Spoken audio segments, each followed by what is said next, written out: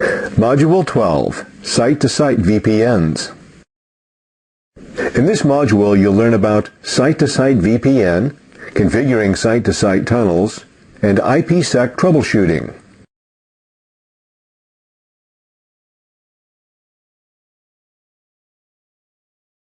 Site-to-Site VPN. PAN-OS software implements IPsec VPNs as route-based tunnels, as opposed to policy-based designs. In a route-based VPN, the determining factor of which traffic will be tunneled is the final destination of that traffic. Route-based VPNs are easy to deploy and scale readily to large environments because they take advantage of dynamic routing protocols. The firewall also can interoperate with third-party policy-based VPN devices. When a system receives traffic destined for a remote private network, it looks up the next hop in the routing table, which is the standard procedure for traffic from another network. In the case of a remote network, the routing table points to a logical tunnel interface. The tunnel interface is not a real physical interface, but has all of the required information for the creation of an IPsec tunnel. When traffic is sent to the tunnel interface, the VPN is created and the traffic is forwarded through it. IKE v1 is the most commonly used version. IKE v2 is primarily used in order to meet the requirements of the Network Device Protection Profile, or NDPP, certification, Microsoft Azure compliance, and/or Suite B support. IKE v2 Preferred Mode provides the ability to fall back to IKE v1 after 5 retries, which is about 30 seconds. The creation of the IPsec tunnel has two phases. In the first phase, the IKE protocol authenticates the firewalls to each other and sets up a secure control channel. It uses the IKE crypto profile for IKE negotiation. With IKE Phase 1, each device is identified to the other by a peer ID. In most cases, this ID is just the public IP address of the device. In situations where the public ID is not static, this value can be replaced with a domain name or other text value. IKE Phase 1 provides authentication of the endpoints of the tunnel and creates a secure channel for the next phase of the VPN. 5 pieces of information are passed during IKE Phase 1. Authentication method, Diffie-Hellman key exchange, symmetric key algorithm, bulk data encryption, hashing algorithm, and lifetime.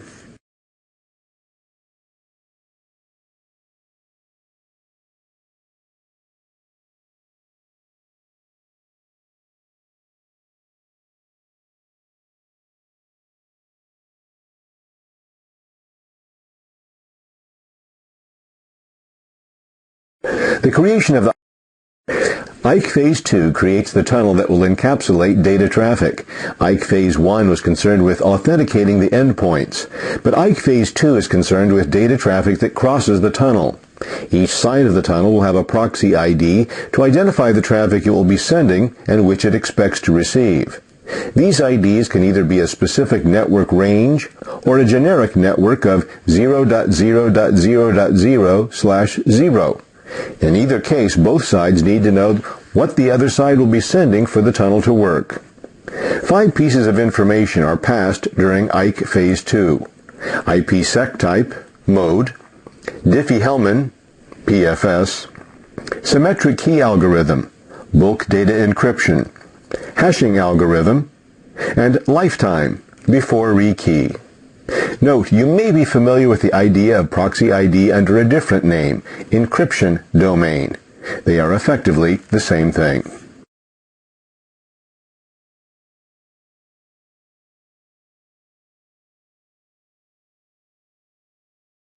This diagram shows how the traffic will traverse an established site-to-site tunnel. Before you can set up VPNs, you must understand your network topology and be able to determine the required number of tunnels.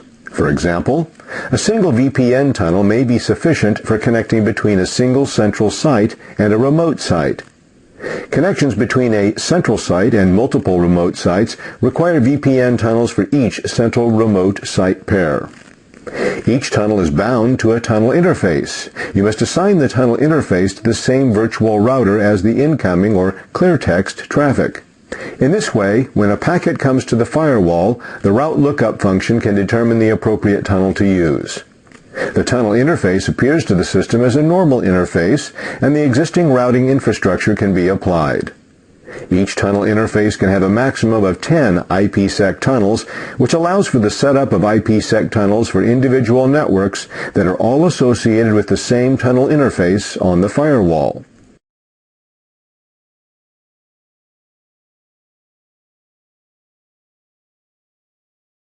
The diagram shows the various components that must be created to successfully configure an IPsec VPN tunnel.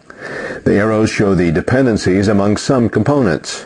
The three basic requirements for creating a VPN in PAN-OS software are as follows. Create the tunnel interface. Interface configuration can be performed in the web UI by selecting Network, Interfaces, Tunnel. The new logical interface must be added to a Layer 3 zone and to a virtual router, just as any other logical Layer 3 interface would be handled. Configure the IPsec tunnel. You can use the basic interface when you create a tunnel between PAN-OS devices with known IP addresses. The only values needed are the tunnel interface to use, the local peer ID, the remote peer ID, and the pre-shared key, or PSK. If the configuration is site-to-site with another Palo Alto Networks firewall, use the default crypto profiles. If the configuration is site-to-site with a different vendor's firewall, configure the advanced settings in the crypto profiles to match. Add a static route to the virtual router, or enable an applicable routing protocol, such as OSPF, RIP, or BGP. Add a route table entry for the remote network that points to the tunnel interface used in steps 1 and 2. Create a route for the remote network using the tunnel interface. No next-hop IP address is required when tunnel interfaces are used. Be sure to create a security rule to allow tunneled traffic. Configuring site-to-site tunnels. For simple deployments, in other words, tunnels between Palo Alto Networks devices, only the interface, IP addresses, and PSK must be specified. Note, if the firewall interface used is configured with a dynamic IP address, for example in the case of a PPOE DSL connection, the local IP address field must be set to none. IKE certificate-based authentication often is required in VPN replacements where partner sites require CERT authentication. The next generation firewall can use IKE PKI certificate authentication for IP site-to-site VPNs.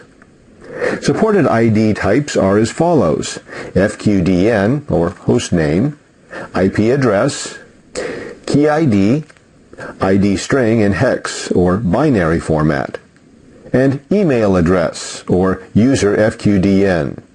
If no value is specified, the local IP address will be used as the local identification value. IKE PKI feature limitations are as follows. Maximum level for the certificate chain is 5, the number of CA certificates, including trusted CA. If the level is exceeded, the error "certificate chain too long" is returned, and the certificate chain build fails. CRL over LDAP is not supported. All IKE gateways configured on the same interface or local IP address must use the same crypto profile, and the peer ID must be different.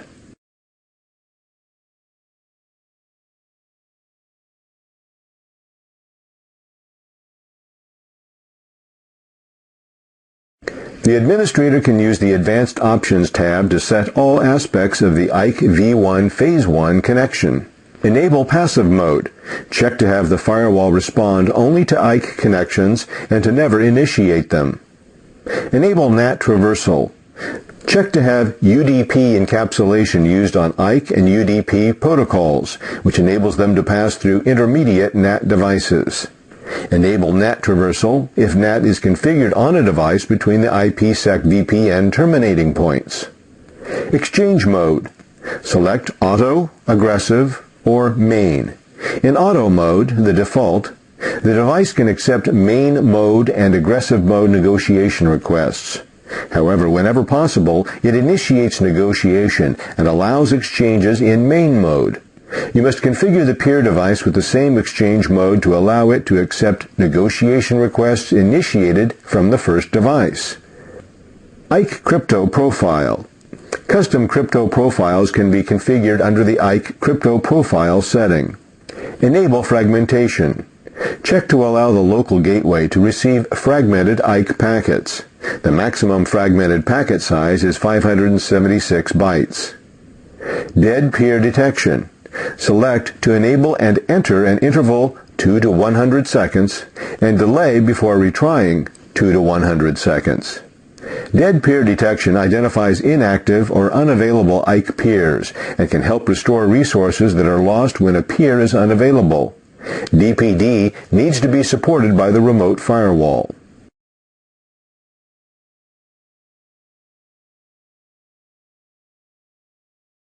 In IKE Phase 1, several possible cryptographic options can be chosen. Both sides of the tunnel must be able to agree on the same settings for all Phase 1 options for the Phase 1 Security Association to be successful.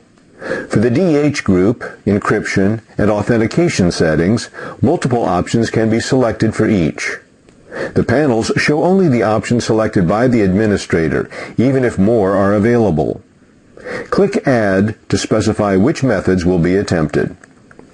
To change the ordering in which an algorithm or group is listed, select the item and click the arrow icons in the panel. The listed order determines the order in which the algorithms are applied and can affect tunnel performance. Supported hashes include MD5, SH1, SHA-256, SHA-384, and SHA-512.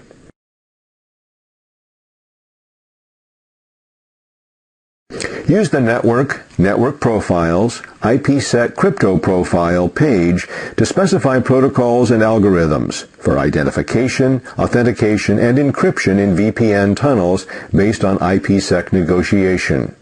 Multiple options can be selected for each of the Diffie-Hellman or DH group, encryption, and authentication settings. The panels show only the option selected by the administrator, even if more are available. Click Add to specify which methods are attempted. To change the order in which an algorithm or group is listed, select the item and click the arrow icons in the panel.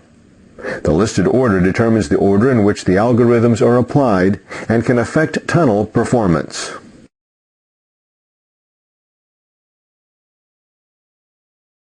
A tunnel interface is a logical Layer 3 interface. Each tunnel interface represents a different VPN configuration.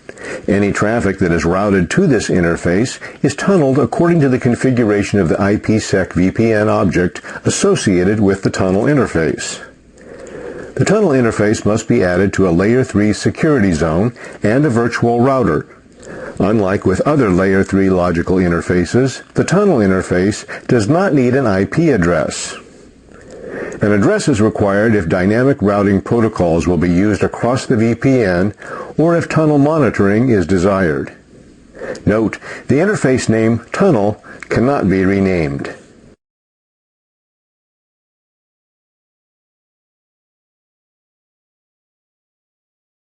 IKE Phase 2 negotiations determine the type of IPsec used and the internal networks that will connect using the tunnel. Tunnel monitoring can be enabled if the underlying tunnel interface has been configured with an IP address. This feature sends ping traffic through the tunnel to verify full connectivity. The monitor generates an alert if the route goes down and has the added benefit of keeping the tunnel up even when no network traffic is being sent down it. If tunnel monitoring is used, the monitor profile can define one of two actions. Wait, recover. If the remote IP is not reachable, the firewall continuously sends ping requests over the tunnel in an attempt to see if the tunnel can recover and the destination IP becomes reachable. If the IP address is reachable, traffic routes across the tunnel again. Failover. Traffic will fail over to a backup route path if one is available. The firewall uses routing table lookup to determine routing for the duration of this session. In both cases, the firewall tries to negotiate new IPsec keys to accelerate the recovery.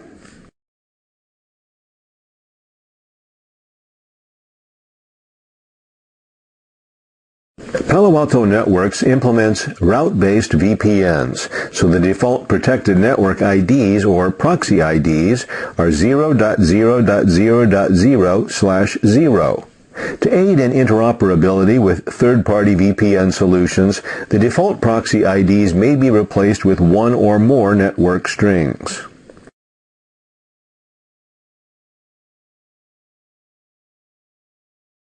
The last step is to add the route table entry for the tunnel. The entry is a static route for the remote private network. This route should point to the tunnel interface. No other configuration in the virtual router is required. This step is not required if dynamic routing is configured on the tunnel interface.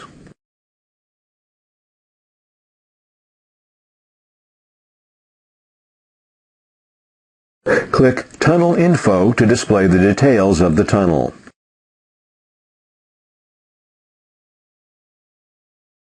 IPsec troubleshooting. When you troubleshoot IPsec tunnels, begin by looking at the IPsec tunnel page. Each tunnel entry will provide you with much useful troubleshooting information. Simply click the links to open up dialogues that contain status-specific information. To display the IPsec tunnel status on the firewall, go to Network, IPsec Tunnels. Tunnel status in the first status column. Green indicates an IPsec Phase 2 SA tunnel. Red indicates that IPsec Phase 2 SA is not available or has expired. IKE Gateway status. Green indicates a valid IKE Phase 1 SA or IKE V2 IKE SA. Red indicates that IKE Phase 1 SA is not available or has expired. Tunnel interface status. Green indicates that the tunnel interface is up because tunnel monitor is disabled or because tunnel monitor status is up and the monitoring IP address is reachable. Red indicates that the tunnel interface is down because the tunnel monitor is enabled and the remote tunnel monitoring IP address is unreachable. Note, tunnels will be established only when relevant traffic attempts to cross. The test VPN command can be used to initiate a tunnel manually.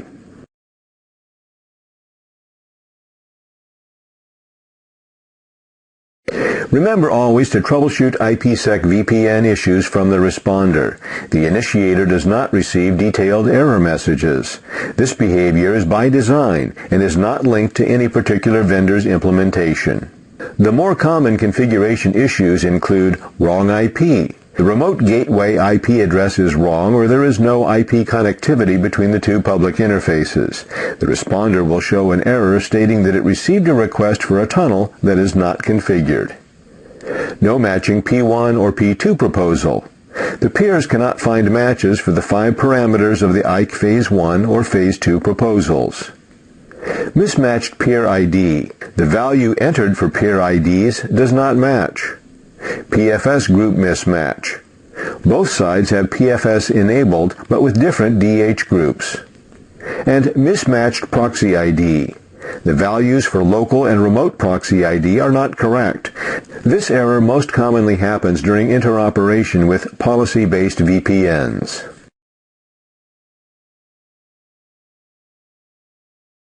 The error messages for peer and proxy ID mismatches contain the information sent by the initiating peer. This information can be compared to the local configuration to determine where the error is. Phase 1 gateways, the error message refers to the IKE gateway object and shows the peer ID sent by the initiator. And Phase 2 proxy ID. The error message shows the local and remote proxy IDs sent by the initiator.